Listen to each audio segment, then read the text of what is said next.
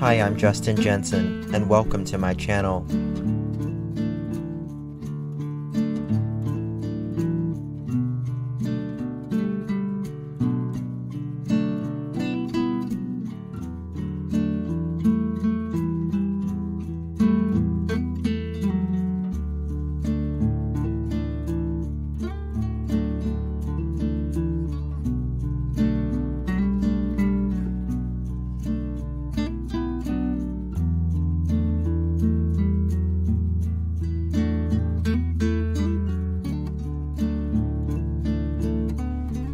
It's not the critic who counts, not the man who points out how the strong man stumbles, or where the doer of deeds could have done them better.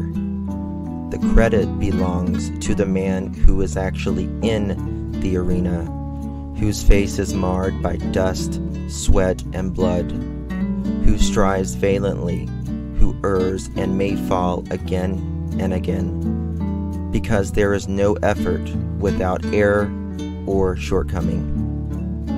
Teddy Roosevelt.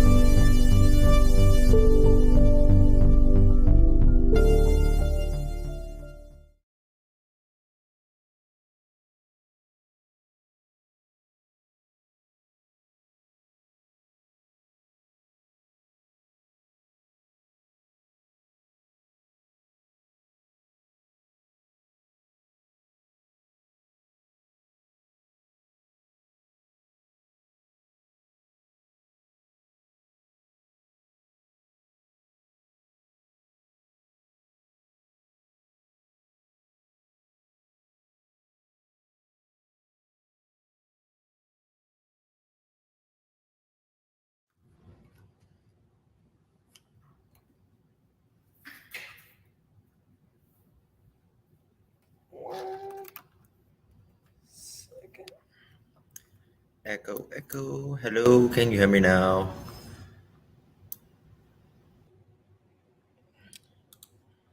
Are we good? Are we good? Reading lips? It wasn't all the way plugged in. I'm sorry. Sorry, I had my stream deck in, but I didn't have my other thing in. Sorry about that. Thank you all so much for joining me. Hope your new year is starting out well, was what I was saying. We're a solid 48 hours into it, but now we have a lot to talk about, going back to Idaho and now Pennsylvania. Yes, everybody can hear me, just to be clear. Good, good. Someone just said no sound, so that's okay, perfect. All right, so we're going to be talking about Idaho. And did this Brian, first of all, I was thinking, God, another Brian. We had Brian Laundrie, right? And now we have Brian Kohlberger. So very, very interesting. Two Bryans that's very, very high profile. And I don't know. And then I was thinking we have Kaylee, and then we had Kylie. I don't know. Is it just a coincidence or not? But who knows? We'll have to see. Anyway, going back to Idaho, I really believe that Brian thought he was going to get, yeah, this one is BRY and the other one is BRI. And nonetheless, I have a cousin Brian and he's creepy as F. Really. And then there's the Candaces. Yes. And yep, you're right. You're right. It's interesting. Um, what was I going to say? I don't remember. But yes, talking about Idaho, I really do believe that this guy had the blueprint to murder. To murder. I feel like he wanted, the reason he got into criminal justice was to more understand about himself. Um, but now I think it's pretty safe to call him, in my opinion at least, an incel. This is someone who appeared, for all intents and purposes, to be celibate. Now, to be that way for whatever reason, I don't know. Thank you so much, Diana. I appreciate it. Thank you so much for that.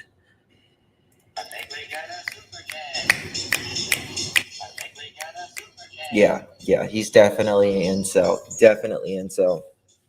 Brian's, Candace's, Don's, and Andy's. To grandmother's house we go, right?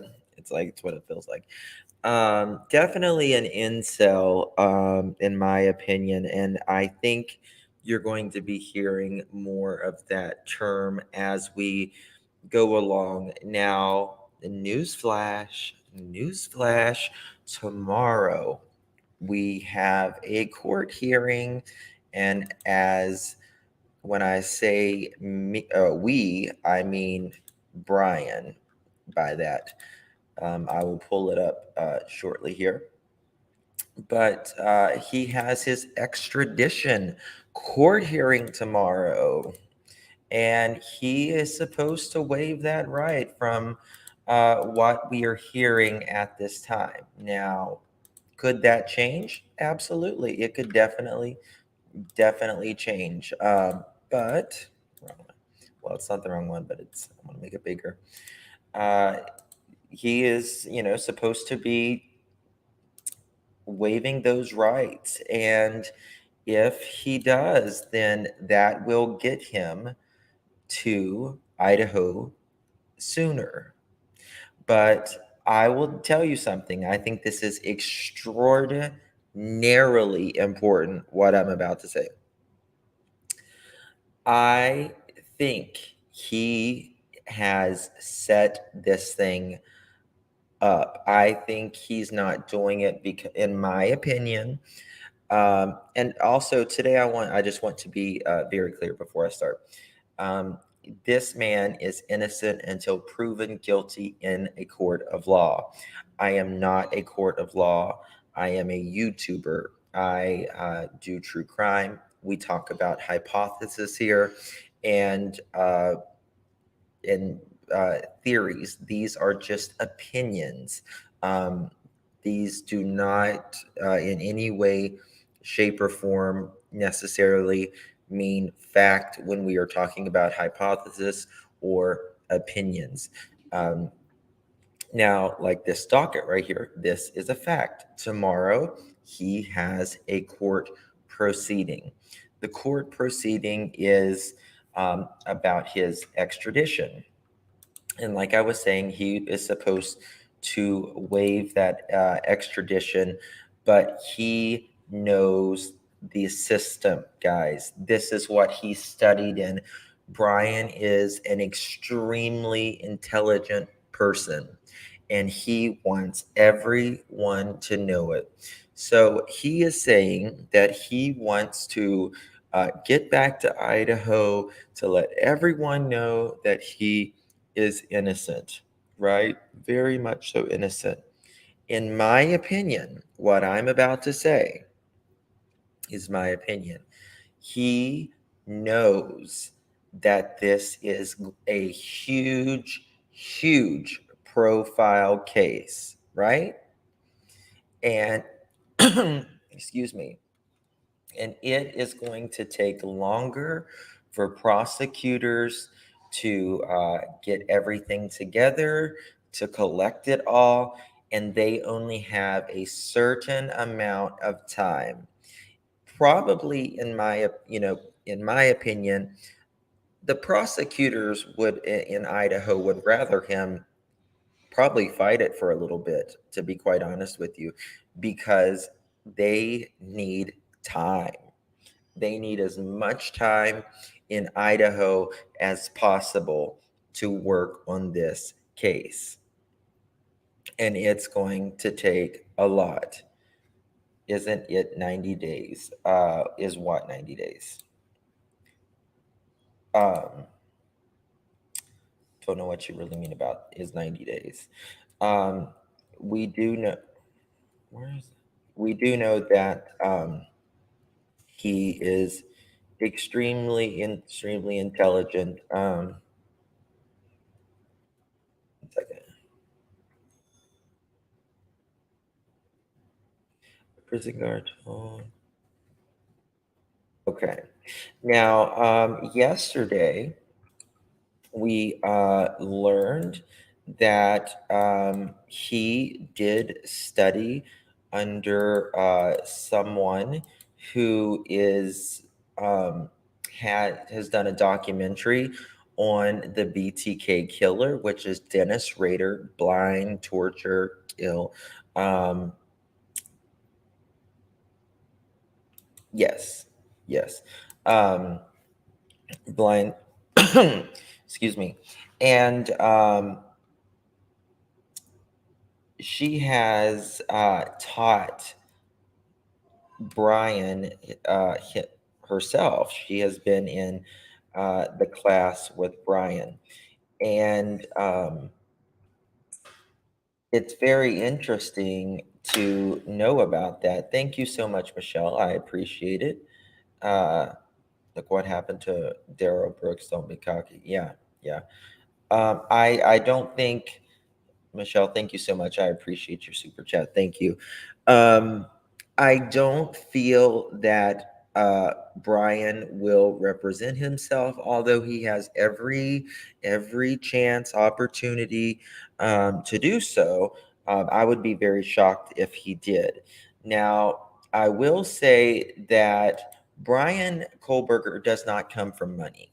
He does not come from money. His parents has filed for bankruptcy twice. Uh, and so, he doesn't come from money. Um, but they are, and they just simply cannot afford any sort of lawsuit right now. They, or ever really. I mean, his mother was a substitute teacher, and his father worked in maintenance. They didn't make that so much money. Yes, Queen OG, he does look kind of anorexic here.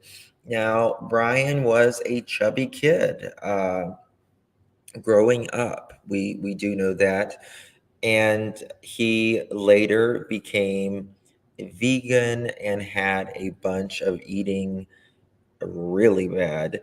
Yeah, I can't handle another Dale Brooks trial. Oh my God, that trial was insanity. Oh my God, Daryl Brooks. I mean, he would sit there and he would look at the judge like this. You know what I mean? It was just crazy.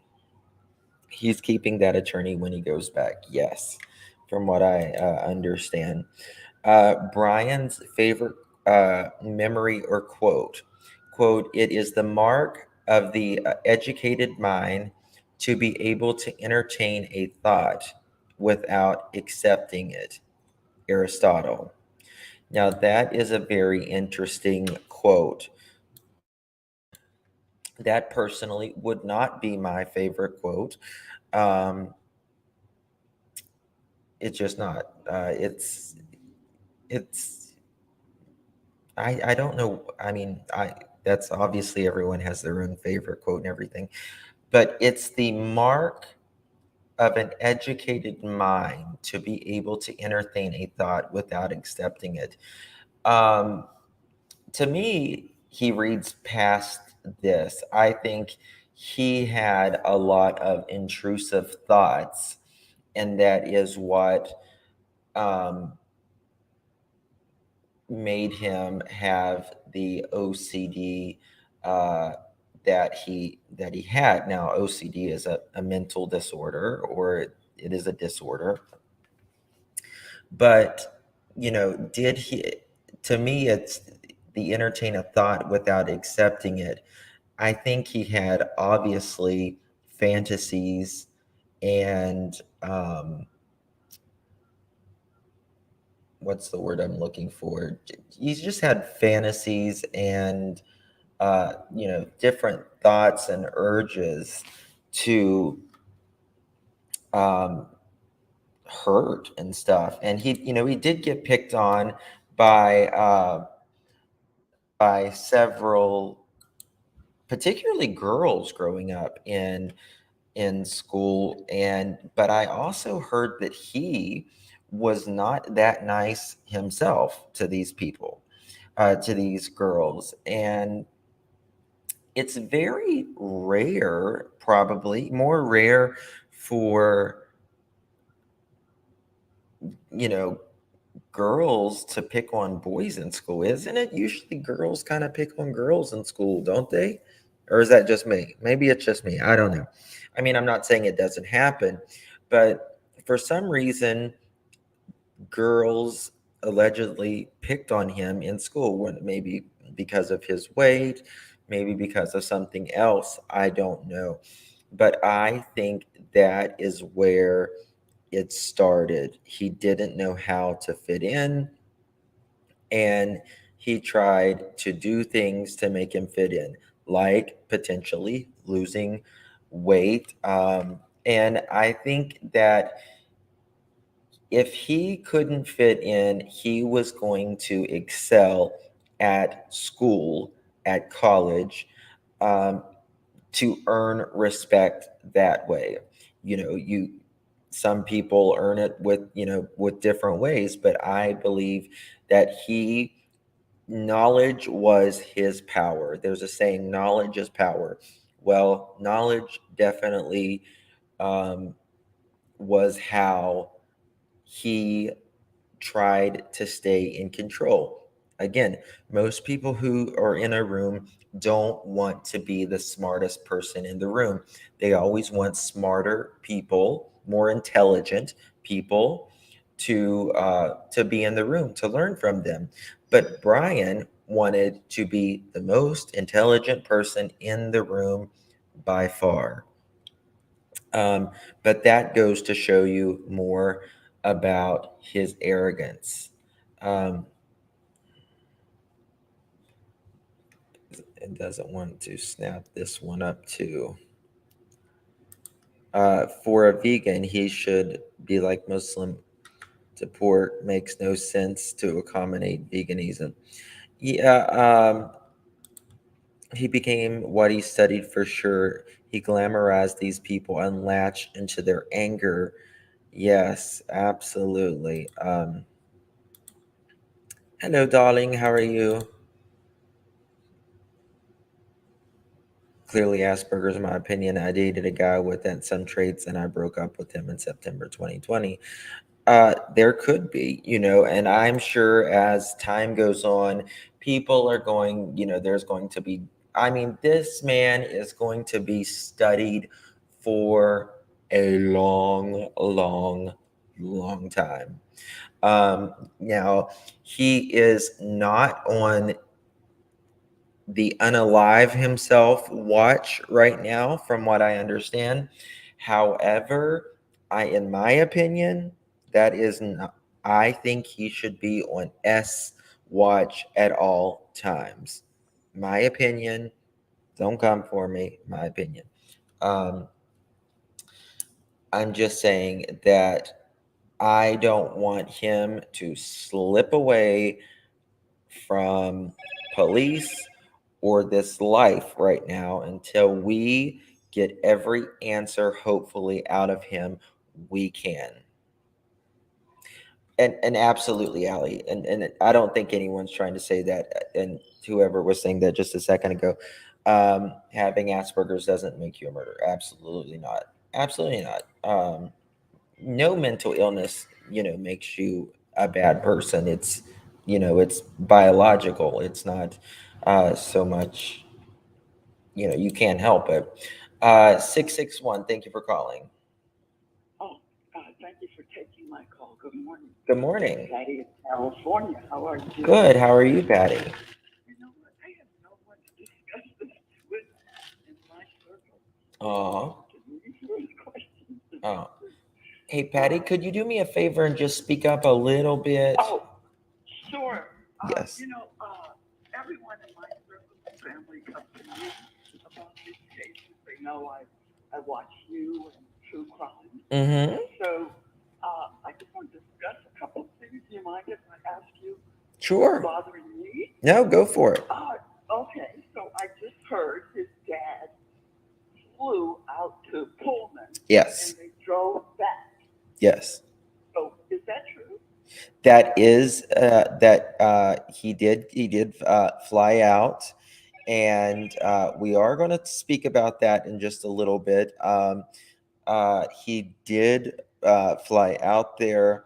Allegedly, it was supposed it was supposed to have already been planned. I'm going to try to turn my microphone up so y'all can hear her a little Okay. better. Okay. Already. Okay. So I'll wait for you to get to that point. Now the other thing I wanted to ask is who discovered the car first? Was it that gas station attendant or LE? We don't know. Don't know. Oh, okay. So that's not known. It's unknown. I think law enforcement knew uh fairly. I would say, I mean, I think they had their guy by when the DNA first started coming back and a lot of the stuff started coming back. I think they had their guy by the 7th or 10th of December. They had kind of an eye on him, if you will. Now he left for um, Pennsylvania. I believe it was the 17th or the 19th. I think it was the 17th. And I believe they've been watching him pretty much ever since. So him and his dad are driving in that car. Yes. Man, I would have loved to have heard that conversation. Yeah. Uh, it's 17th. Thank you. 17th. Now, this was supposed to have already been planned to for him to fly in there before these murders happened because he was selling the car allegedly. Okay. And we'll talk a little bit. We'll talk more Good. about that Okay. later in a little bit. All right. All right. Appreciate it. I will certainly be listening and watching. All right. Any other Thank you so questions? much. Well, I wanted to know if his DNA was in the house. Could he Um, explain that away by saying I was at a party there? something I'll tell you, his DNA was in the house. It had to be in the house. I think that is going to be his defense, to be quite honest with you. I believe he's going to say, "Oh, I've partied in that house many times. Mark my words, snapshot it now, people." Um, but he created this scene to be messy for a reason. In my opinion, that was no accident. He wanted what they call a DNA wash, where there's Yes. multiple DNA in one sample. And he is in criminal justice, but he is Yes. not he is not in forensics, so he doesn't, that's not his specialty per se. But they have it is harder to separate the DNA, and it's not exactly the absolute DNA that they want. They like, but unless it is like two people's blood samples. Now, if it's just like a touch DNA or something like that, it's, I mean, it's strong, but it's not as strong. But if you have two DNA blood samples, oh, please, Right. you've got him by the, Right. you know what? I mean, so hopefully he bled. I doubt it. I don't think, in my opinion, that he cut himself there. I don't think he cut himself. One more thing. Mm-hmm, This is personal. mm-hmm, Sorry to interrupt. Did I interrupt? mm-mm, Sorry. no, I don't. Okay. This is personal. I could see, the bind, torture, kill, Mm-hmm, BTK. mm-hmm. Okay. But when they found him, I could see it. Yes, he's a monster. This guy, I don't see it. I'm not defending him, believe me. Sure. I believe what's going on. I believe Mm-hmm. they got him. Yeah. I just don't see it looking at the physique. Well, Face. I mean, I have studied. I have been like digging and digging and digging, and last night I was exhausted, and I just had to go to bed, to be honest with you. But I have seen people, taking, like, literally taking up for this guy. And obviously you're not doing that or anything, but I think it could be because he's younger, he's a student. We don't really know much about him. You know what I mean? So Yeah. I think as, uh, things come out, to be honest with you, I think he's one of the most depraved minds of our time, probably. I mean, he is beyond. Yeah. He thought he was making, this is what he studied. He had these urges. He studied this to study himself, but he went through all of these killers, serial killers, and these uh, questionnaires, studies, and all of that. And he tried to, where like BTK screwed up, that, he tried to take care of, cross off everything that where people got caught. He wanted to make sure that he wasn't going to get caught that way. You know what I mean? But Right. at the end of the day, his ego is what caught him. His ego is what caught I him. agree.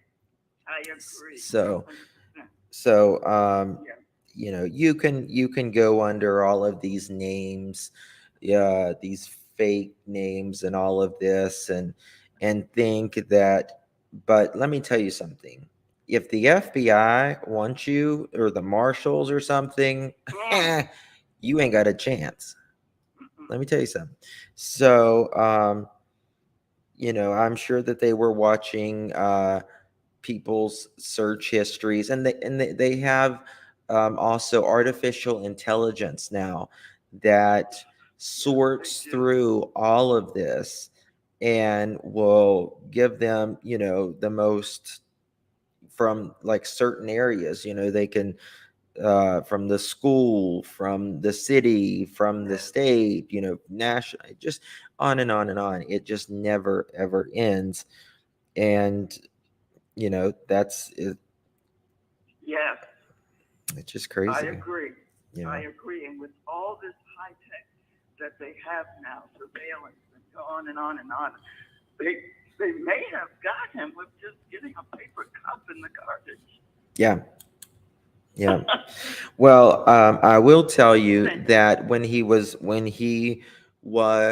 going back home, he wore gloves the entire time he was out. It didn't matter if he was at the grocery store or what. He wore gloves all the time. So, yeah, that's it. Wow. He didn't want anyone to get any skin, DNA, touch DNA or Yes. anything. So, Right. I saw forensic files with the guy they were watching. He would take everything he used at the restaurant with him. yep,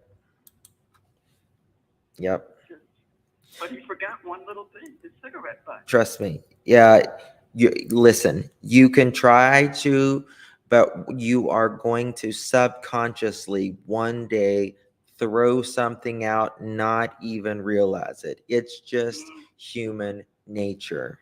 Nature. Mm, Yeah. yeah. Thank you so much. Thank you for calling. Appreciate it. All You're right. welcome. Bye-bye. Bye-bye. Bye. Um, cuts on the hands. I don't think that there was any cuts on the hands. If you look at my video that I did the other day, there is a tape that Brian, uh, with a very, very disturbing um, commercial, if you want to call it that, uh, that I believe Brian used. Can't you? BTK, Microsoft Word busted him. You're exactly right. You're exactly right. And listen, technology is a blessing, but it always has its downside.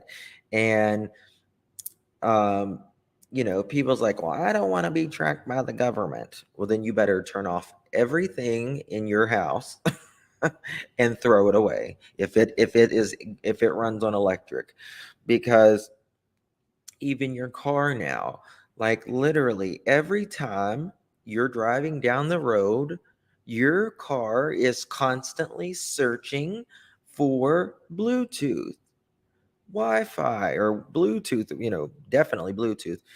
um, but even a lot of cars have Wi-Fi in them now, particularly a lot of uh, General Motors brands, but a lot of different brands have Wi-Fi in it now. But it's constantly looking to search for Bluetooth to connect to your phone, but it also connects to homes, connects to speakers, whatever. And that is exactly what happened to Brian. His something in his car, I don't know if it was his car or something in his car, was trying to connect with something in the house. Now, was it trying to connect that night? Am I being too loud? Let me know, because I just realized I had my microphone up really high so we could hear her. Do I sound okay now? I hope I wasn't blaring in y'all's ears. Um, but what was I saying? No, maybe GPS. Um, and possibly GPS as well. But listen to this. Brian was watching, particularly Kaylee, but he was watching. Not loud enough. Okay, I'm too low now. Okay,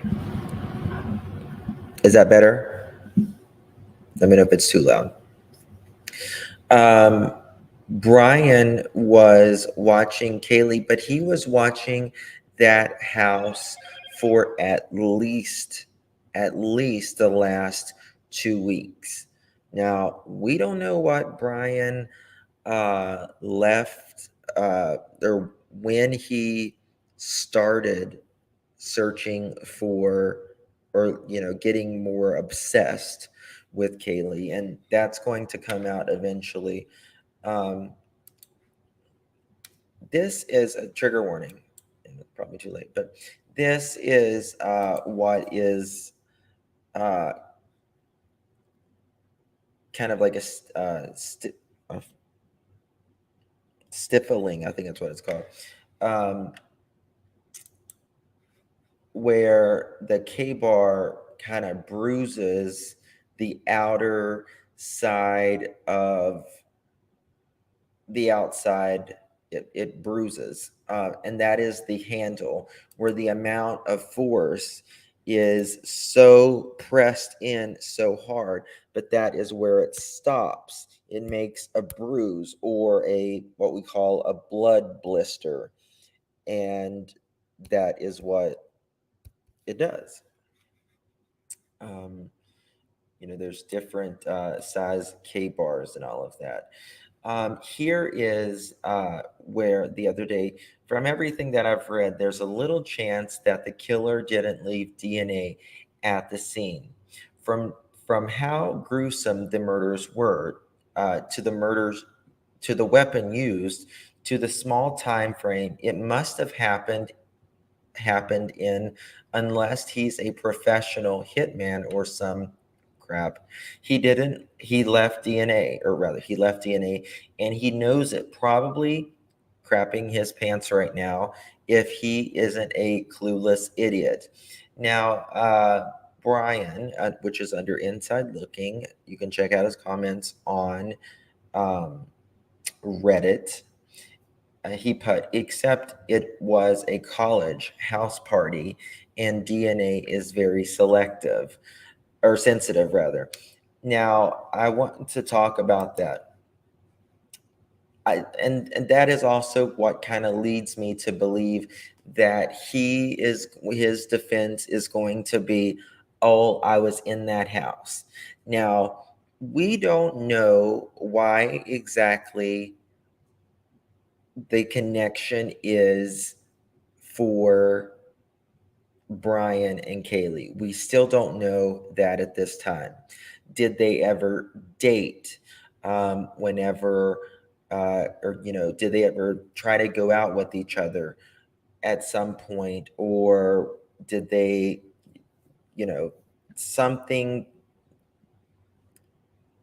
outside of, I guess, school, or did, where she worked? Did he come in? Um, is he the stalker that um, Maddie and all of them told the smoke shop guy? Is he the guy that followed her to the garage? Um, and he kind of turned around then. We don't know, but the only thing that we do know is that Brian has had run-ins publicly with other employees, women to be exact, and he has been very aggressive with them, to where he has been asked to leave, or before he was able to come back into a place, he had to agree to chill it out. So I know, well, affidavit tomorrow. If he is moved tomorrow, he has to be in the state of Idaho before we can actually see anything, from what I understand. So, kind of like that lady was in yes. Happy New Year, Happy New Year. Ted Bundy believed he could beat the system. Now, look how he ended up. Yeah. Now, there is a pretty big resemblance. A lot of people have compared, and it's actually on my cover photo today, how kind of like Brian and, you know, Bundy and all of them, he kind of compares to him, to be quite honest with you. Twisted vegan monster. Yeah. Um, he had, is being called now, what is it? BCK, the BCK killer. And again, we don't know if he's an actual killer by law. We can't say that he is an actual murderer. Where's my phone at? 973. Thank you for calling. Hi, Justin. Hi, Amy. New Jersey. I'm just going to be quick. Go. He supposedly waived extradition, didn't he? Yes. So everybody's going to Pennsylvania or Idaho, but I believe it's going to be in Idaho tomorrow, correct?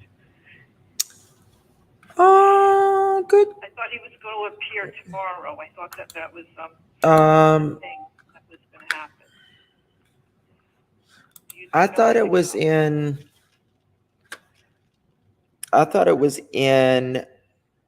Well, I think tomorrow is he makes the decision of whether he's going to officially be uh, extradited or not. Right, because I saw the attorney that was the defense attorney in Pennsylvania said that he's going to be waiving that. So to me, that Yeah, but his hearing tomorrow is in Pennsylvania. I am sure. Or people. No, people. It's going to be coming straight to Idaho. Yes, exactly. That did not require a hearing. I thought when they waived extradition, they don't require a hearing, that they could just take them. I don't know. I don't know this law, so I'm just trying to get clarification. All right. I don't know what else to say, but I just I was wondering if the other your other colleagues like Betty and Olivia would be there to see what's going on when he comes back to Idaho. That would be very great coverage. Interesting. Yeah. All right. Yeah, it's going to be crazy. Have a good day now. Thank you, my dear. Quick. Take care. Have a good day now. You too, my dear. Thank you. Appreciate it. Thanks. Bye-bye. Yes, I believe tomorrow the there is the hearing. It's at hold on, let me go. Well, I showed you guys just a second ago, didn't I? It's at like 3 or 3:30. The hearing tomorrow. 3:30 tomorrow, and it is in courtroom number 1, and that is in Eastern time. 3:30 Eastern time. So yes, his hearing is tomorrow. Now, this was something interesting. His parents live in Fern Ridge area, went to school in Washington State, 13 miles from where the Idaho kids killed. Got DNA. Oh, 1 second. 270. 1 second, please. Got DNA from the Rambo knife. They was calling it a Rambo knife in the beginning, but it's not a Rambo knife. It's just an FYI. And someone was saying that it broke off during the killings. Didn't kill 2 girls that were inside the house at the time. They slept through it all. Ran DNA through Ancestors database and got a match from one of his relatives. FBI has been trailing him the last 10 days. He would go to grocery stores with rubber gloves on so they couldn't get a print. He would take his garbage out and put it in the neighbor's cans. He would take walks at 3 a.m. His DNA is a match for at least 3 other. This is alleged, by the way. I want to make sure that's clear. There has been rumor that there has been other DNA in Pennsylvania. This would be very insane if he has done this before and this ends up solving other cases. Thank you for holding 270. How are you doing? Justin, this is Navy Vet. Hey, honey. Now, you know that he's going to fight this. He's going to say, like you said, that his DNA was because he's been there. Yep. Okay, well, I have some knowledge about something. Okay. Now, and please, nobody hold this against me because it wasn't me that did this. My ex-husband is currently serving 2 life sentences for double homicide. Okay, of course. Okay, now, his fingerprints were actually in the house because they were on a pack of his cigarettes and on his flashlight that he left in the house. And when he went to trial, he tried to say, well, somebody stole them out of my car. Right. Okay. Now, he had 2 hung juries the first time. The third time, the judge told him, said, no, you're going to stay here till either he's found not guilty or guilty. Now, he still played this that, no, those were my cigarettes and it was my flashlight, that I wasn't in that house. Right. Okay. Yes, they belonged to me, and yes, I touched them, but I was not in that house. Right. Okay. This is how they play it. Mm-hmm. Now, Okay. now, if they have his blood mixed with, someone, any of the victim's blood, it's game over. It's game Right. over. Well, see, it was game over for my ex-husband too, because it was his fingerprints. Yeah. Yeah. I mean, his fingerprints were actually in the house. Right. But they're still going to try, no matter what, they're still going to try to play this game because they think they can outsmart the system. Oh, absolutely. Yes. And they're not going to outsmart the FBI. They might outsmart the local law enforcement, but they're not going to outsmart the FBI. Mm-hmm. Now, ICU makes a good point. There is blood on the sliding glass door. There is a handprint with blood on it. Now, if there is that handprint, if it's his handprint, right? There's latent prints. If it's his, we don't know whose handprint it is. But if it's his handprint and it's got his fingerprint because of the blood, now that could be that'll be really bad for him too. Right. Not necessarily as bad as if he cut himself and his blood is mixed with her blood. That's the most solid type of DNA you can have, other than like semen, or something. But I'm just trying to put it where I know the games that they play. Yeah. Oh yeah, because, and he knows them all. My This is cousin what played the same game. Yeah. Yes. I mean, and he's doing 40. He's doing 2 life sentences. Right. And I'm telling you, I hope he never gets out. Yeah. Yeah. It's. But please, anybody in the chat listening to this, please don't hold this against me. No. Listen. I had nothing to do with this. He and I were already divorced at the time, and he tried to tell me even that he didn't do it. Yes, he did do it. Nobody. Listen. We do not bear the sins of another. None of us should bear the sins of another. So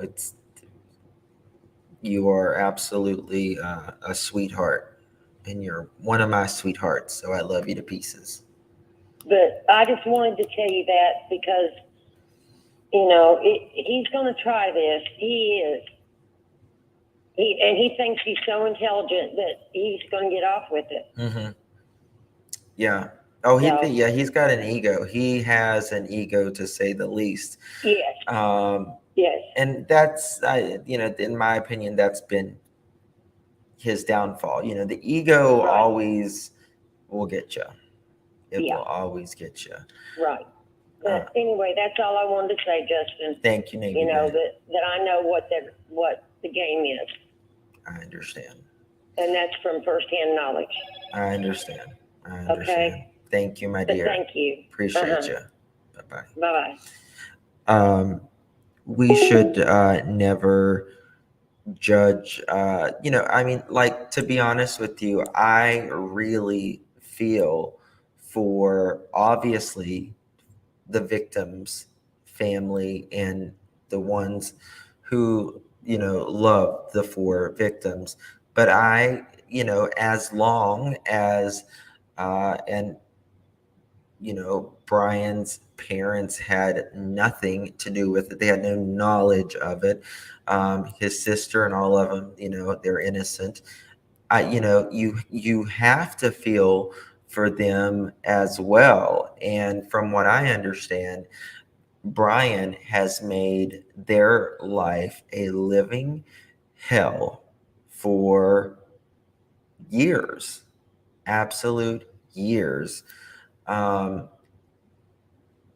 Brian is extraordinarily manipulative. He is extraordinarily controlling, and we're going to talk about that in just a little bit more, just a little bit.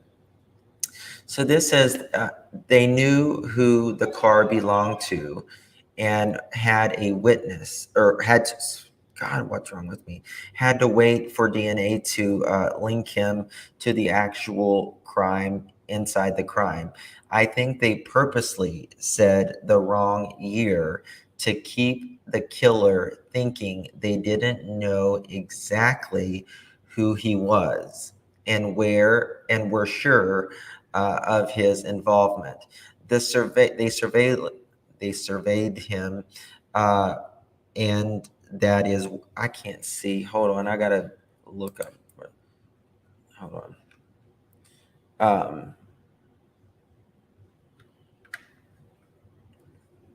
I don't remember where the hell I was. They released the car to make him sweat, but only a little. Maybe he would get sloppy, but they didn't want him to be too nervous and have him to do something drastic. The broken down Elantra, the entire world reported police weren't concerned about it at all. They knew it wasn't anything because they had their guy. They just needed the DNA, and then with no match in CODIS, they had to do a genealogy search, but I think they definitely had the plate and knew who he was. I thought this was extraordinarily uh, interesting.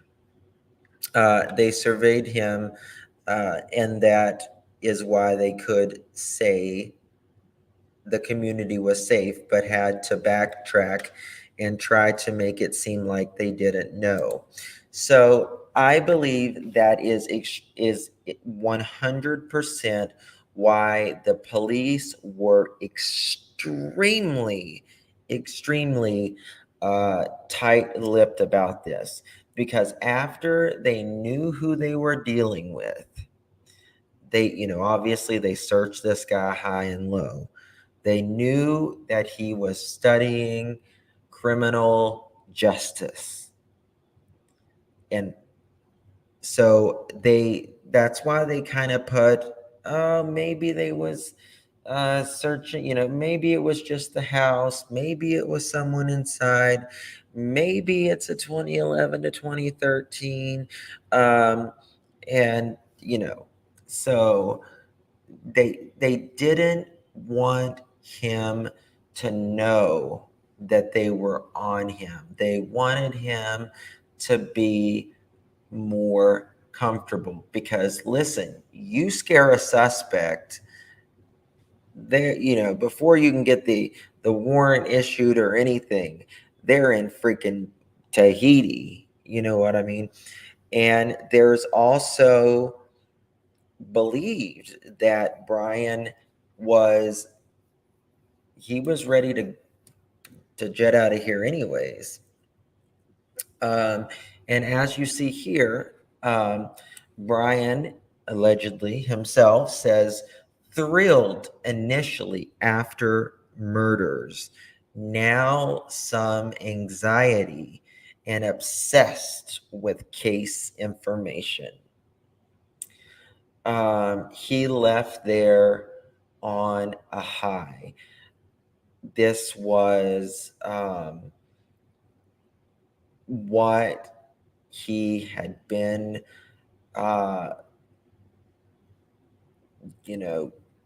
literally fantasizing, dreaming of for so many years. And that was the night. That was the night. Yeah, this is, in my opinion, this is him too, because the addresses match up. So, and he is completely obsessed with looking, and you can tell by all of the outlets that he was talking about. Now, let me show you this. A lot of people, people are still kind of unsure if, but I have a photo too. This is a little bit fast. Now, this is not, science or anything, but someone made this, and I want to show you the ears. The nose is very, very interesting to me. The person cleanly and quietly unalived the first victim. The second victim awoke and tried to run. The man, they believe that the man possibly grabbed her, and she screamed loudly, apparently. The man then harmed her. And she screamed loudly, apparently. And the reason the wounds were of such force, he was delivering it quickly and forcibly to quiet her, which I apologize for how, I know it's disturbing, but. So, that nose. And also, I don't know if you guys can see it here. If you see this, he's got these lines, but it kind of sticks out here, and you can see very clearly around his mouth how it protrudes as well.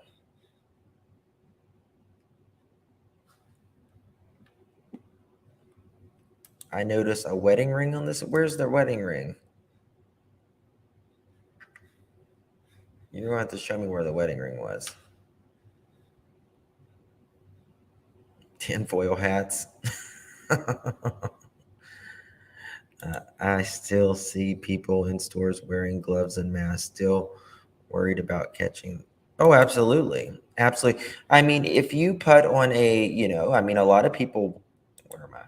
A lot of people wear the mask and stuff, and you're not going to be, that was a criminal's oasis at that time.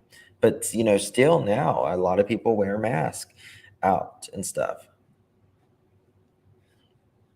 So, yeah, thought that was interesting.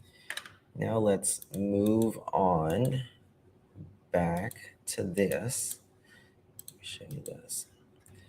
So, 17 days ago, car speculation. He always puts speculation.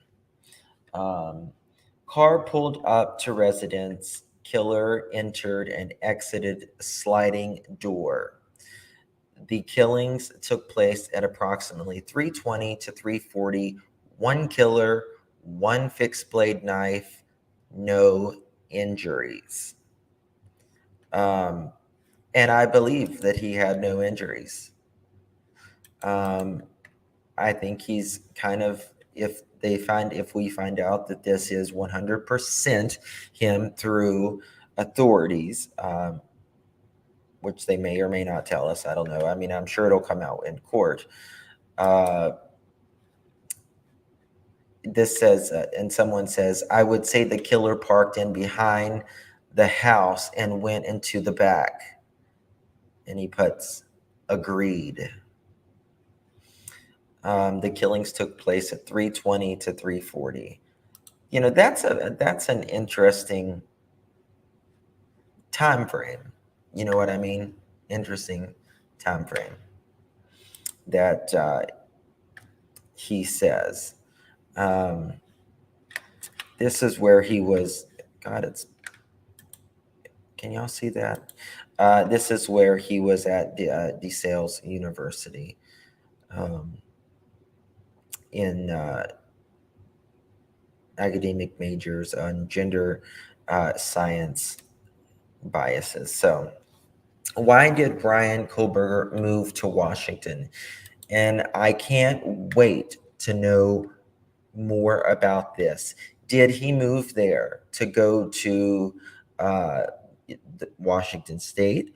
Was he inspired by other serial killers who come from Washington? That's number one state for serial killers, right? Did he want to see? Did he want to breathe the same air? Did he want to kind of live the life of the serial killers before him, the ones where he studied their motivation? Was he motivated by it? And I'll show you, uh, Bundy went to uh, some universities and we'll talk more about that later.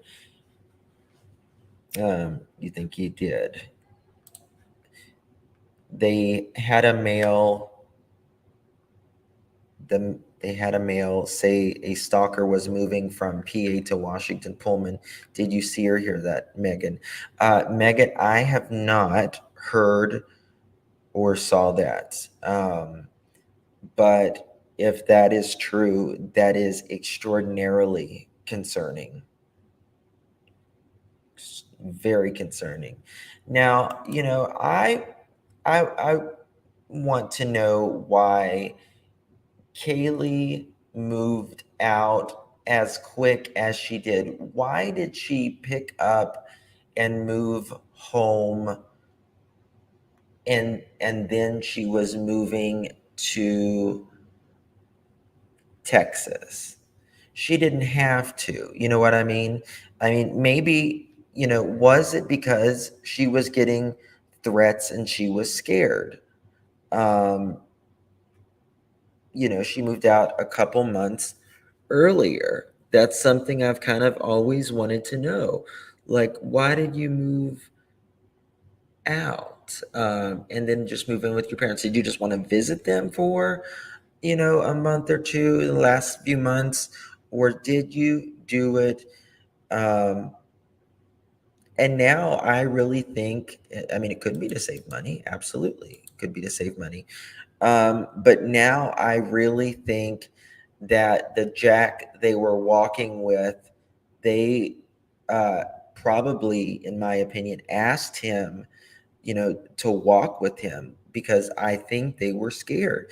If we go by what the smoke shop guy said, that they always stayed in a large group because she had a stalker. And I really think that she was afraid. I think she had a job line. She did have a job lined up in Texas, yes, but she didn't have to move out. I mean, she could have just moved from her place where she, at the apartment or the house there, from her house to Texas. Like, why did she move from her house, 1122, to her parents' house and then to Texas? It's a lot more moving when you're just kind of staying there, a month or two. Thank you so much. I think the professor drew him to Washington. What professor, Allie? I'm sorry, I don't understand what you mean. Thank you so much for that. I do appreciate it. Thank you so much. Thank you, thank you, thank you. Appreciate it. Probably had to get things at her parents' house for her to move to Texas. I mean, possibly. But, I would like to rule out, a lot of times people don't really tell, they don't really voice, especially at that age, to their parents if someone is, if they have a big problem. So it just depends on your relationship. Some kids will come to you and tell you everything. Other kids don't want you to know about anything unless they think it is dire. I mean, a lot of times you feel like, oh yeah, he's a stalker, but I don't ever think he's going to, show up underneath my bed at night or something. You know what I mean? So,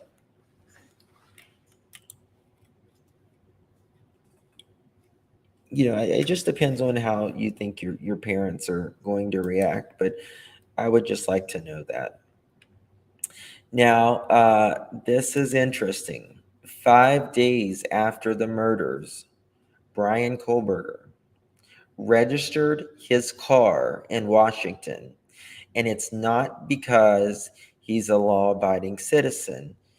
It bought him time in case the cameras picked up his Pennsylvania license plate in the area of 1122.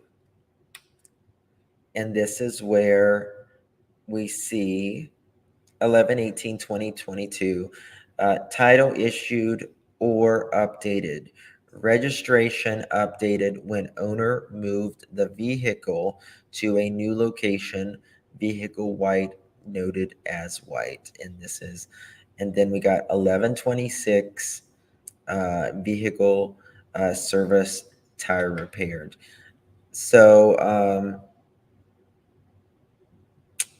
yeah, sorry, 1/26/22. This is he's registered in PA here, and then 11/18 he has that's when he updated the registration. So that's going to throw kind of authorities off, right? You go from PA to they know that they already searched the cameras and everything, so it's going to kind of throw. I think that is one of the reasons why it was a little bit maybe harder for them to figure out exactly whose white car it could have been, because everything is being transferred over, so it plays with time a little bit. My kids didn't want me to worry. Now I'm finding out things that drove me nuts if I did. Yeah, I mean, you see, I told my mom everything but there were certain things that I probably wouldn't have told either, because I didn't want her to maybe worry about me or whatever. So, did Brian pick up the girls because he had read online that KMX and M may have bullied a girl that unalived herself? Wow.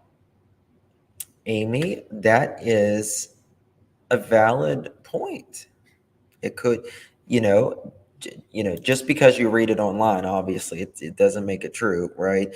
But sometimes people will believe bad rumors about you when even there's no factual basis, or whatever. So that could be a potential, possibly. Um, it could be. Now, I want to talk to you guys about something too. And this is just a hypothesis that I got an email on this morning.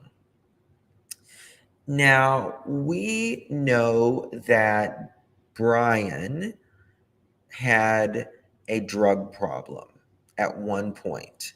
We have heard that he recently allegedly relapsed, right? And that he was also drinking.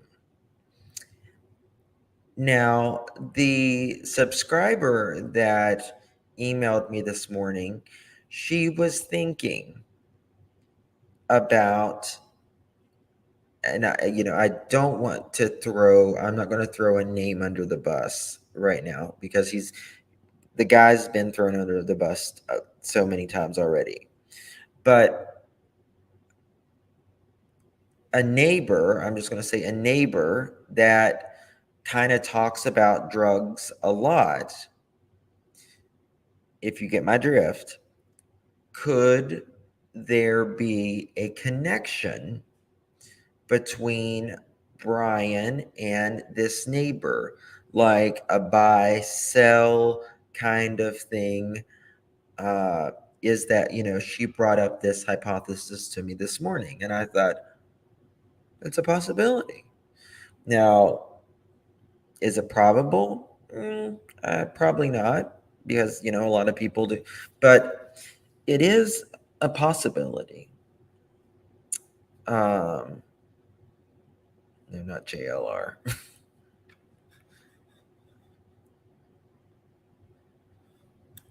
Well, she brought up the hypothesis that maybe like someone like Anon, uh,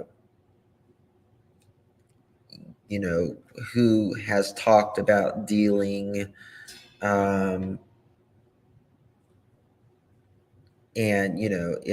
could it be that how he Hey Camille, just 1 second, honey, my love. Could it be that Brian, kind of used to go over to his house, maybe allegedly, hypothesis, this that that he Brian potentially would go over there, and he would drive past there and see the girls, and that's how he maybe built an obsession for them. Just saying. I don't want to throw anybody under the bus, though. Hello, Camille. How are you doing, love? I'm doing good.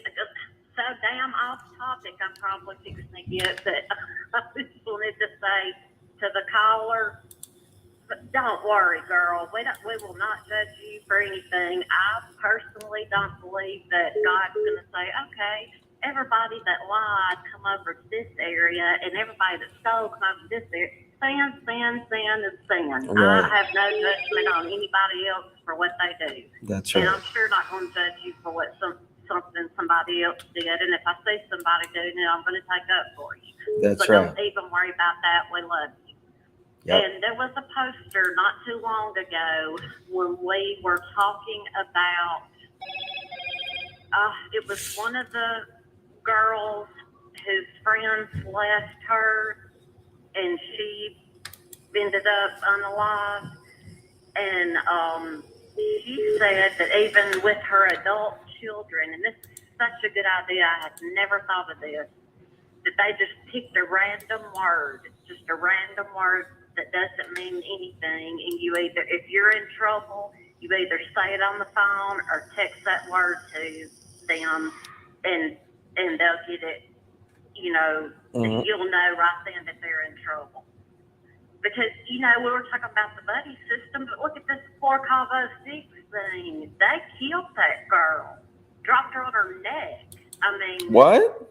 that's just Shanquella Robinson. Yes. I mean, she went with who she thought was friends. That's just, so now I'm like, hell, the damn buddy system, when somebody gets jealous of my daughter, or, you just never know. So, teaching them forward, I thought that was, and I cannot remember which person in our community said it, maybe they'll remember, but they said, it's just a word like, pick butterfly or baseball or just something random and say it or text it, and I will know that you're in trouble. Yeah. I will get It's your safe word. It's a safe word. Right. Yes. Exactly. And I just wanted the caller to know that we love her. Girl, I could sit down and tell you 100 things about me. You'd be like, what? So don't even worry about it. Don't even worry. You will not be judged. This is a non-judgmental area. That's why there's so many of us here that stick here with Justin. He without sin cast the first stone, right? Exactly. Yeah. All right, I'm going to let you get back on track. Thank you, my love. I don't need to do that all the time. All right, I love you. Love you too, honey. Bye-bye. Yeah, no judgment. No judgment. Unknown caller. Hello? Can you hear me? Not really. 661, thank you. 661, thank you for calling. I'm calling back. I hope you don't mind. No, not at all. You're just so interesting. I love you so much. So glad I found you. But Thank you. I wanted to say to the airplane, when the dad flew out there to Pullman, Uh-huh. I think they tried to explain it away by saying it was on the calendar. But that may exonerate the dad, but he planned this so scrupulously that may have been in his plan. Yes. With the plan. Yes. I think it was still in Brian's plan. But I don't think, in my opinion, I don't feel like Brian's parents are involved. I think Brian manipulated the entire situation. Oh, look, I was already going out there. We've had this plan for 3 months. Agree. Yeah. Agree. Yeah. Did you see the interview with DTK's daughter this morning? Yeah, we're going to go over that in just a minute. Yep. Oh, good. Yep. Okay, I just sent you a little clip of the email. Thank you. Thank you. Thank you, my dear. Bye-bye. Bye-bye. Okay. All right. 1 second, please.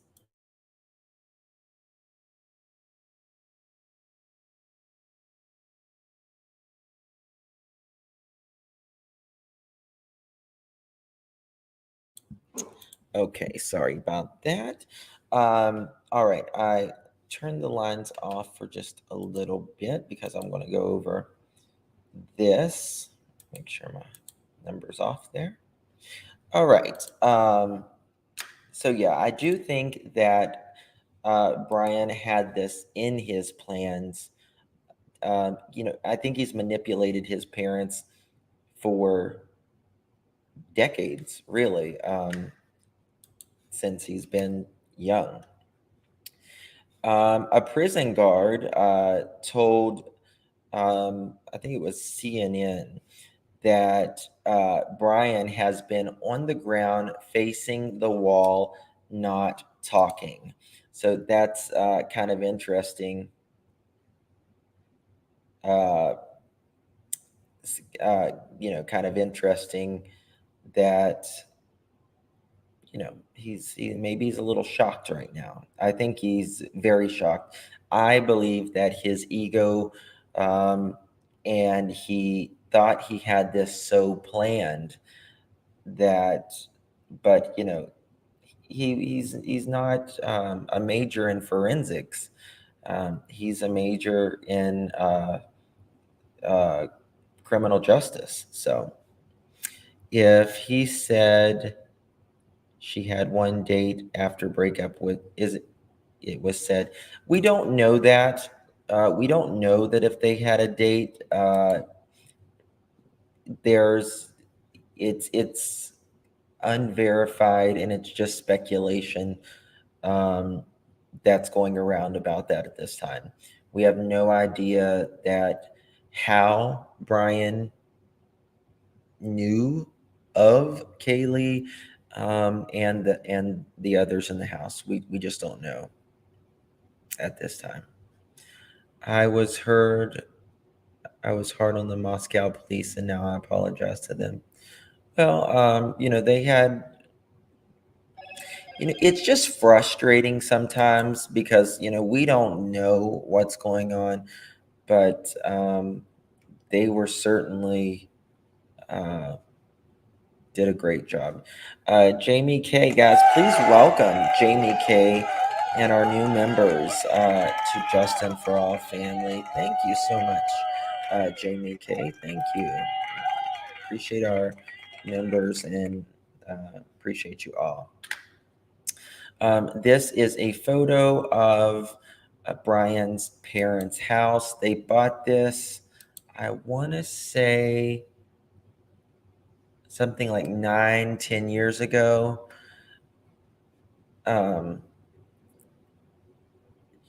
it was kind of strange that, as smart as he is, and as much as he studied crime and law, that he was dumb enough to leave DNA to use his own car. Did he want to get caught? Well, it wasn't his car technically. It was in his mother's name. It was an out-of-state car, and the transfer had been done 4 days after. So, um, and also, I believe it was sloppy for a reason. He wanted to do a mix-up. It's called a wash, in my opinion. So, yeah. Thank you so much, Diana. Appreciate you. Thank you just for your hard work. Amazing, and love you. Thank you. It's very kind of you, my dear. Appreciate you. 7 years ago. I was thinking 7 or 9 years ago. And this is it. Now they busted their allegedly the door open, that there was like a kind of a glass door here, and also this window here. I don't know if Brian was staying in the basement or whatever, but when they busted in at 3 a.m. in the morning, the glass right here in the door was busted, and so was a window down here. So this is something I thought was kind of interesting as well. And this is from Crime Stories Obsessed. Our friend Emma, she put Charles Manson's birthday, November 12th. The murders were committed on the night of November 12th and 13th of November. Ted Bundy, 2:45 a.m., Chi Omega sorority house. Bundy checked into a boarding room close to the FSU campus, where he would be able to observe the college women in the early hours of January 15th at around 2:45 a.m. Bundy crept inside the Chi Omega sorority house through the back door. So that was just, I think it could be some type of inspiration for him. Now, this is who one of the well-known, world-renowned, really, professors that Brian studied under. And the irony of it all is she was literally talking about this case before she ever knew it was her own student. And these are some of the books that she has written. Catherine Ramsland, Confession of a Serial Killer, The Untold Story of Dennis Rader, the BTK Killer. Now, there is a documentary. I watched most of it last night. It is on YouTube. Just type in BTK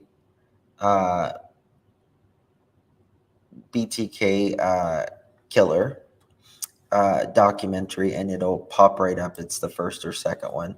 The Human Predator, a historical chronicle of, and I can't really see, and How to Catch a Killer, and Ice Cream Man. And she's, kind of world renowned. Now, she had firsthand access and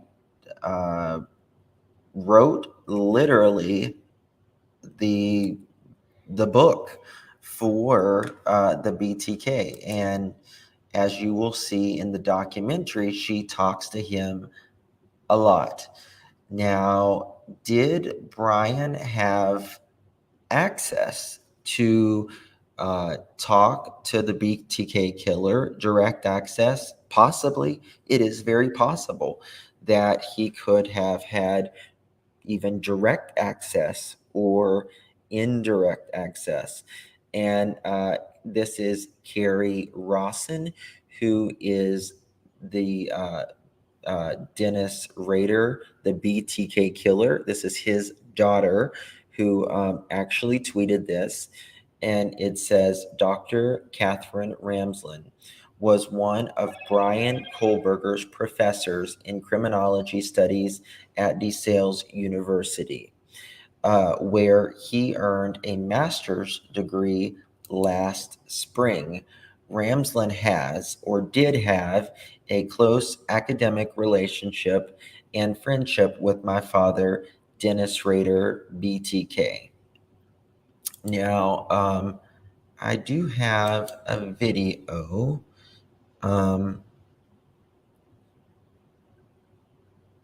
Let me see here. Okay.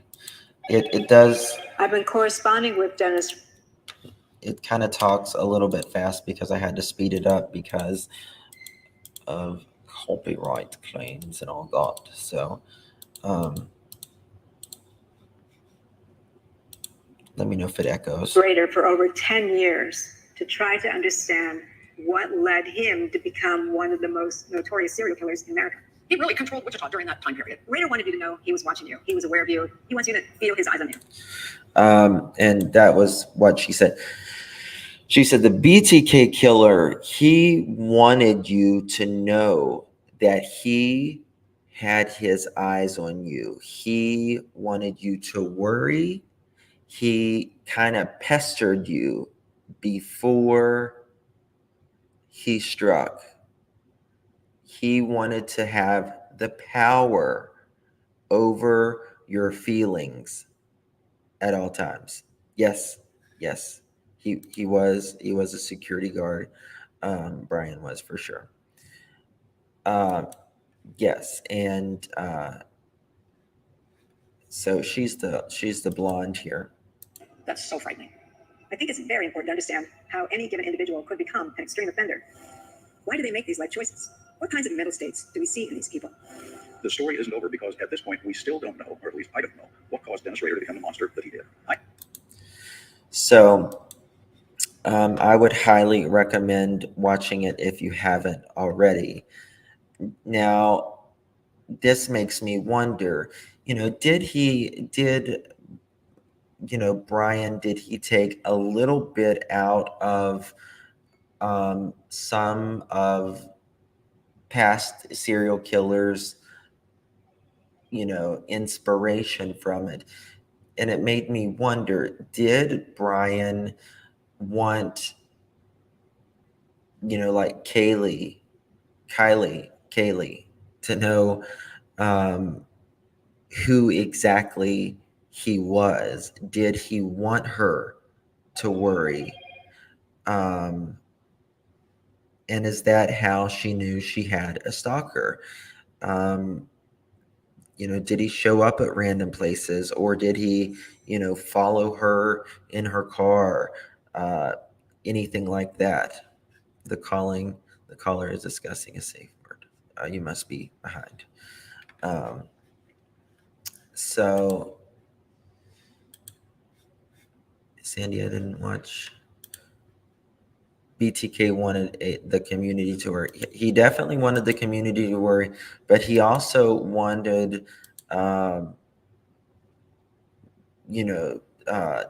particularly the women of the house to worry. I was thinking, dude, they might be scared of you because a murder just happened. Yeah.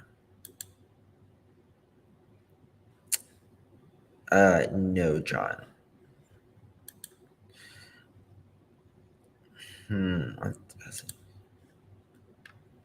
Yeah, he's definitely creepy, to say the least. All right, let me exit out of that. And we're going to look at the, let me see if I can find it quickly, of the daughter talking about this. She was on News Nation talking about her father and the professor as well. So looking back at wrong one. I'll find it in a second. We'll move along here.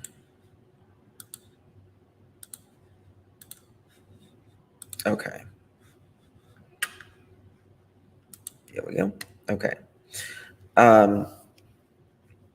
Koberger plans to ask for a public hearing in Idaho. Labar said that once Koberger is extradited back to Idaho, he plans to ask the court for a public defender. Quote, he does not have the funding to get a private attorney, Labar said. Labar said he reached out to the Idaho Public Defense Commission to get an attorney, quote, assigned as soon as possible, end quote. The commission did not immediately respond to a call on Saturday. Labar said he spoke to Koberger and his parents, and because it is possible that Idaho prosecutors will seek the death penalty, which would increase the cost of trying the case, they wouldn't be able to afford a private attorney. Now, whenever it is a death case, you have to have someone who has at least someone on the team who has the qualifications to deal with a death case. It costs the state a ton more money, and it costs everyone, more resources and everything. Did you know Brian's dad came in mid-December and rode back to PA together in the Hyundai? Yes. We was just talking about that earlier. I think they left the 17th or something. Yes, a death penalty lawyer. I listened to Donna, however.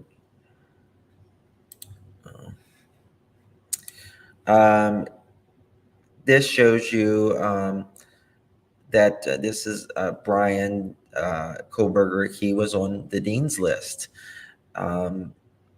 Several students have made the dean's list in the spring of 2019 semester at DeSales University. And as you see here, it says Brian C. Koberger of Albrightville, which is in Pennsylvania, which is where he graduated from, one of the places. Yes, that is his public counsel in PA. I think so. I think he took little by little, but wanted to make a personal quest. He would be the first social media. Well, he certainly had a lot of accounts. I have to wonder if he attended any of the vigils. Well, I know that he attended a lot of social media, talking about different things on social media and such. But this is Washington State University. He had an office at the university there, and it's Brian Christopher Koberger, teaching assistant, graduate, Wilson Short Hall, Pullman, Washington. And it has his old address there. Now, someone who knew kind of Brian, she tweeted, "This guy has been in my backyard for a long time. Our tiny little town in the Pinocos and was a security guard within my daughter's high school in 2018. He was strange, to say the least, too close to home for me." So very interesting. There's two main themes that we get out of Brian, or a few actually. One is that a lot of people considered him an outcast, someone that's strange. Another one is he was very intelligent, very intelligent. That's a lot of the common themes that pretty much everyone says. So,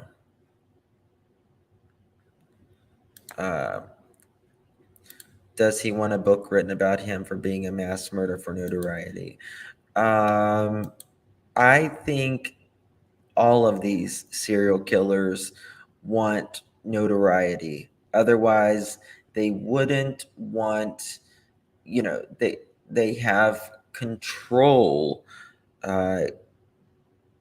their egos. So I think they pretty much all want that, to be honest with you. He wants to write his own book, I'm sure. Well, I don't know if he'll be able to do that. I doubt it if he'll be able to do that, but one can see here. Where was I? I want to find. This is an interesting thing I came across earlier today as well. Did Brian try? He was only in. He's only been in Washington since like August, right?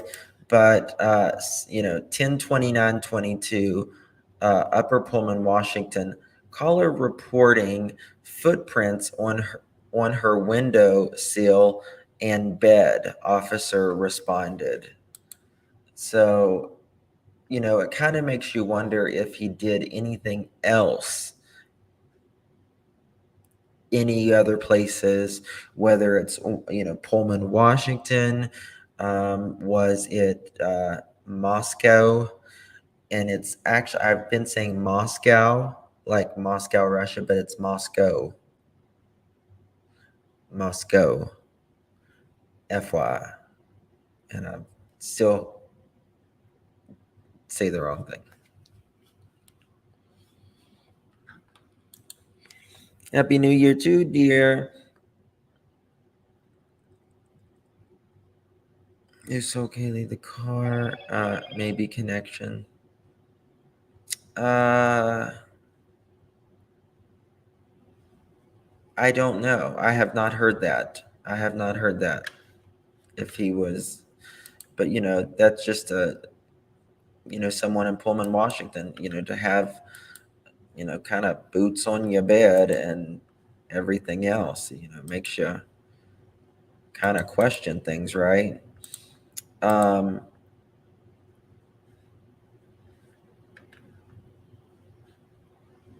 me pull up some stuff here.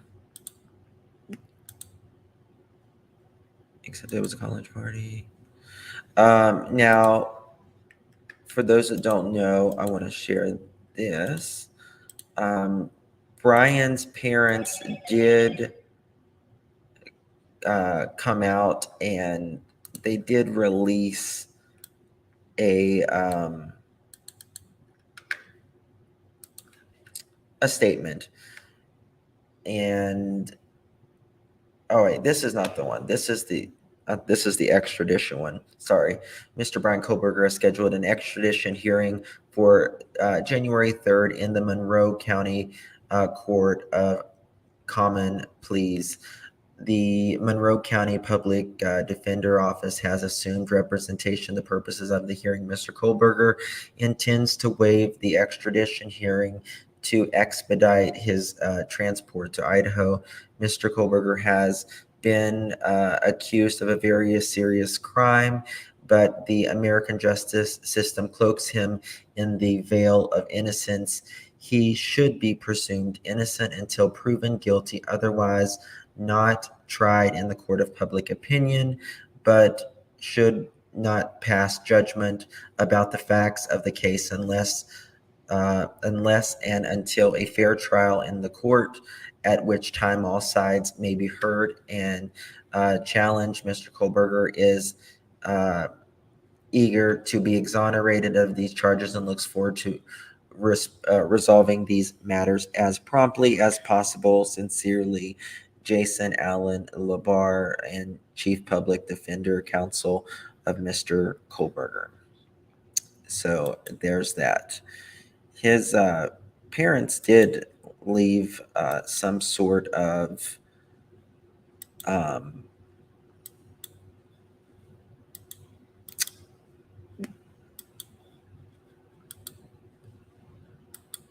statement, but I don't know where the hell I put it right now. There's a couple other things I want to pull up and discuss. Possibly. Here's another thing.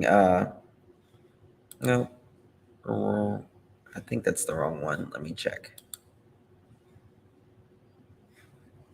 Okay. Yes, wrong one. Sorry.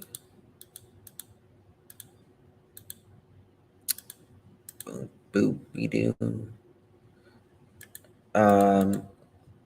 Law enforcement will get DNA samples from him and upload it to CODIS.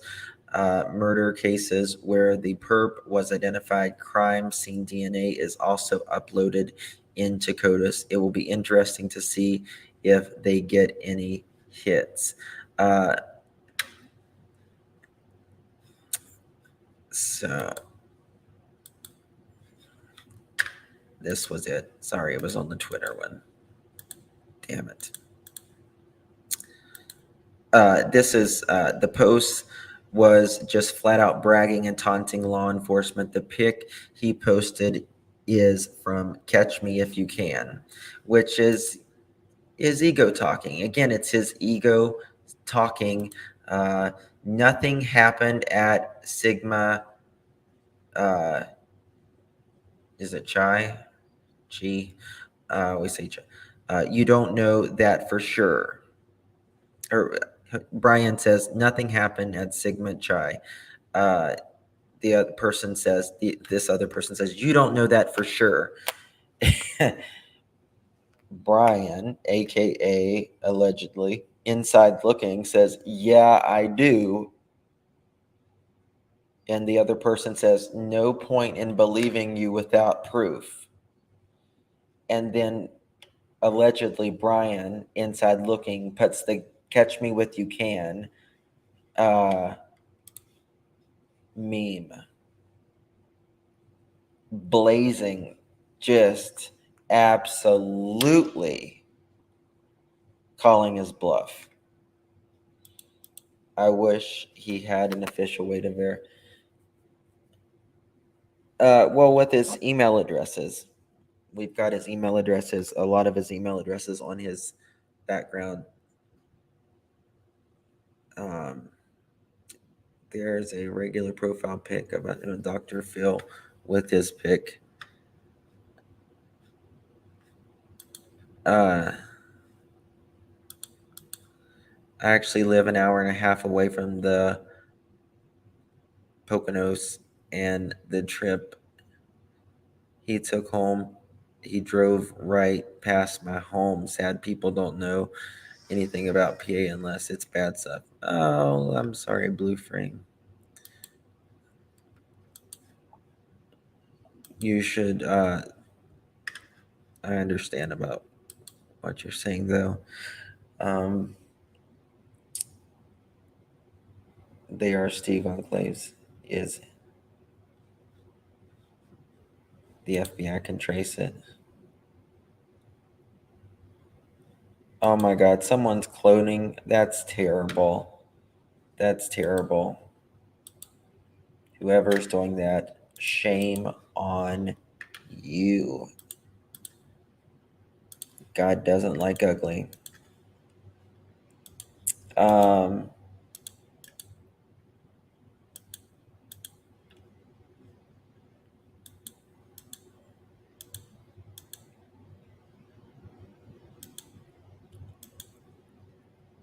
I'm trying to find this damn thing. So.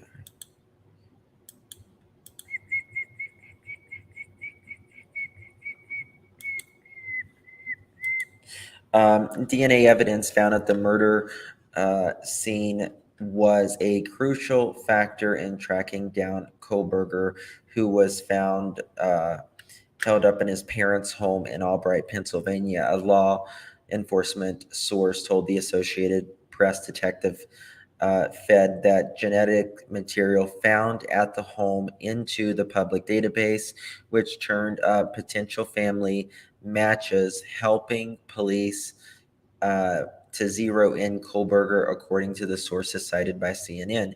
Investigators also mounted a nationwide search for a white Hyundai Elantra spotted near the victim's house around the time of the murders and compiled a list of 22,000 possible matches, finally narrowing it down to Kohlberger's vehicle.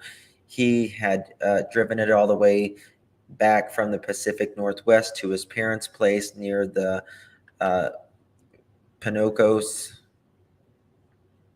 Poconos, rather. I always say it wrong. Where cops got a beat on him sometimes right before Christmas. It was around the 17th, 18th, a separate source told CNN.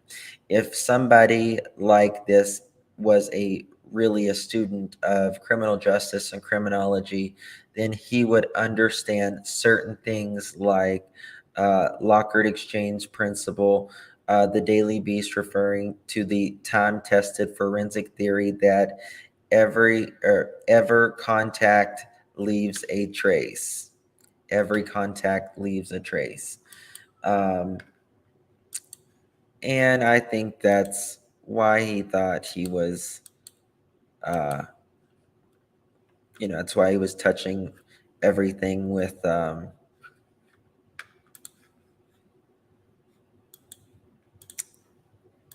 crap, it's 2:00. Everything with gloves and stuff and all that. Let me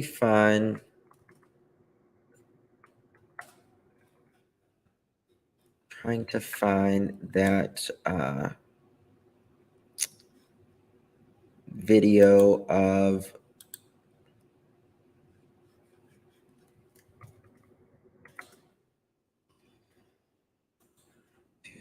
I'm sorry, guys.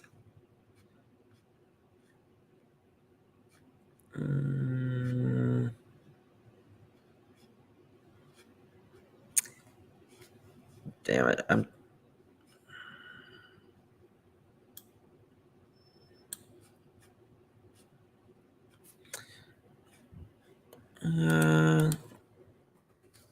Trying to find it. It's News Nation. DK Bryant. Video. Here we go. Found it.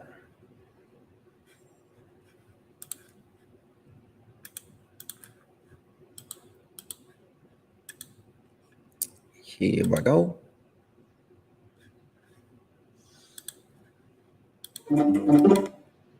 Maybe. 2 seconds while this pops up here. Oh, we don't need it.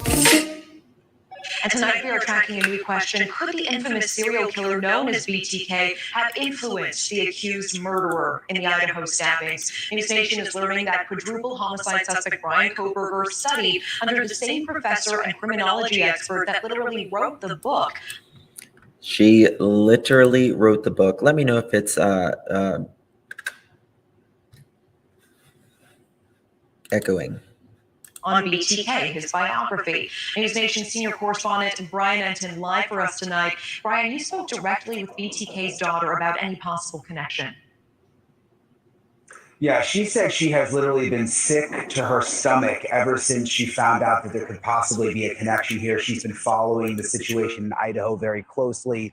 And now there is this chilling connection between BTK and Bryan Kohberger. Basically, Bryan Kohberger's professor at DeSales University here in Pennsylvania, when he was studying criminology, wrote the book, you mentioned it on BTK, actually wrote BTK's autobiography and interviewed him extensively to write this book, and then taught a class that we believe Kohberger took on serial.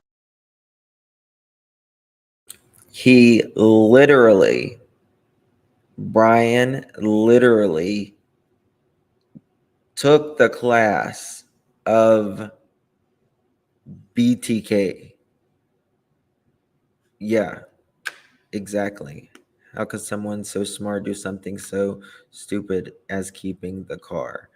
That's the thing. He was going back to Pennsylvania to sell it, to put it up, maybe to throw it at an auction. I don't know, but he was getting ready to get rid of it, and allegedly, people are saying that he was planning on booking it out of state, out of country for a while. Serial killers that was heavily focused on BTK. So was he perhaps inspired by BTK? We don't know the answer to that yet, but certainly that is something that Mac Pride, I just about had soda come out of my nose. Brian Hinton is a poor man, Anderson Cooper. Oh my God, you did not. the FBI is going to be looking into. BTK's daughter spoke to me also just about what it was like having a psychopath father, and the way that these killers are able to act one way around their family and seem so normal, but have this devious side to them. So BTK, he had all of his prizes, if you will, underneath the step. Underneath the steps, there was storage underneath the steps. There was photos and just everything of his, the panties and everything. And it turned him on, literally, that the the women that he had killed, his wife was walking up over those steps. His children was walking up over those steps. It was the mental deviancy, just sick. Listen to part of our conversation. After being raised by a psychopath, I do know that they can hide very easily, that they can put on several masks and basically change how they're interacting with. This is BTK's daughter, and she still suffers with the trauma every day. I feel bad Mimic for her. you. Basically, a lot of times they're saying to you what they think you want to hear. So they're I would assume Koberger held himself in a certain way in a professional educational setting. I'm kind of shocked how far he's made it into the criminology fields. But it's happened before. My father has a criminal justice degree. D'Angelo, Golden State Killer, he has one. Bundy, I believe, studied criminal law. So you never know what you're going to get, and look at how many others have studied criminal law and psychology and everything in between. It's very, very scary. So it happens. I mean, you can be an expert on psychopaths and they're still going to trick you. And honestly, somebody like Koberger. Imagine that you can be an expert on psychopaths and they can still trick you. Very cunning. Very cunning. Koberger probably found that thrilling.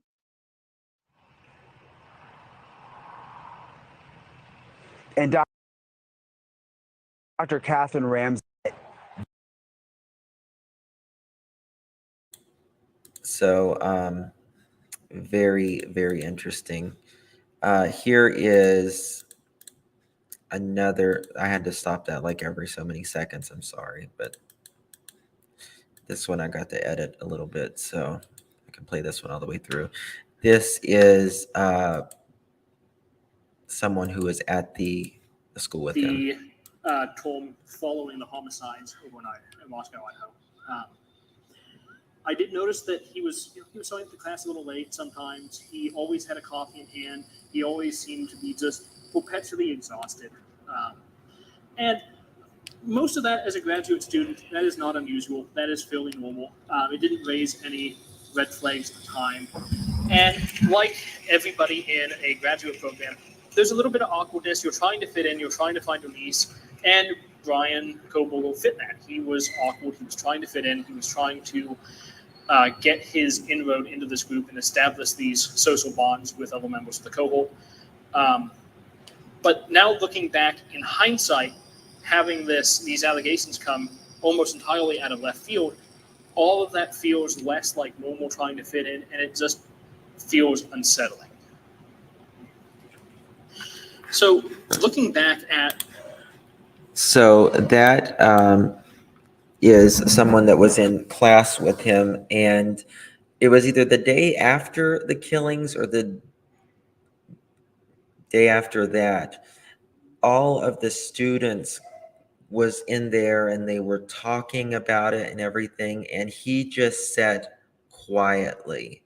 He didn't really say much about it. Very, very interesting. Hindsight's 2020. Yeah. Even if this is actually him on Reddit, which a lot of people believe so, allegedly he says himself, in the first few days it was a high, and then he was literally just continually searching over and over and over non-stop. So he probably was not sleeping very much, to say the least. He also would clean obsessively. The noise complaints, he would have the vacuum on at all hours. Rhonda, I haven't been able to find any recordings of his, like, we know 100% that is his voice. However,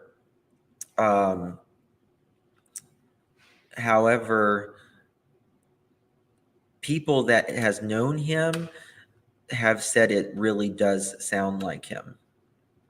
So that's that. Okay, guys. Well, I'm at 2 hours. I'm going to wrap this one up. I may be back later this evening. I have a lot to do today. That's why I'm on earlier. Yeah, I don't think he got rid of that knife either. I think he kept it as a trophy. God knows where it is, though. He went and bought that knife. I have it somewhere. We can talk about that next time, of who sold him the knife as well. But I've got uniforms and stuff. We go back to school tomorrow and we get back on all of that stuff. So I appreciate you. Thank you guys so much for joining me. Good seeing all of you. I hope your new year is wonderful. If you guys will do me a solid, hit the thumbs up button and leave a comment after this video post. I would greatly appreciate it, even if it's a smiley face or anything would be great. Thank you all. God bless each and every single one of you, and justice for the Idaho 4. I'll be back later, hopefully this evening. We are going to be talking about the missing gal here in West Virginia. I may plan on going up to Parkersburg soon. We'll have to see. I'm not sure yet. It's like a 3-hour drive. All right, guys. God bless each and every one of you. I'll talk to you later. Bye.